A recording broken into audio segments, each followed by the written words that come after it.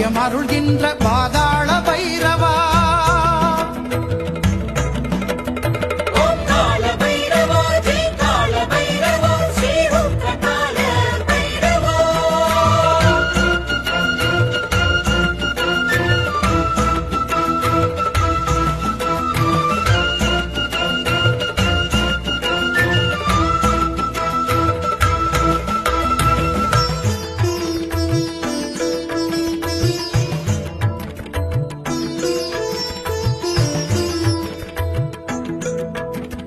மூவிலை சூலமுடன் முதிரக்க பாலமுடன் மும்மூர்த்தி மலை தாண்டி வருவான்.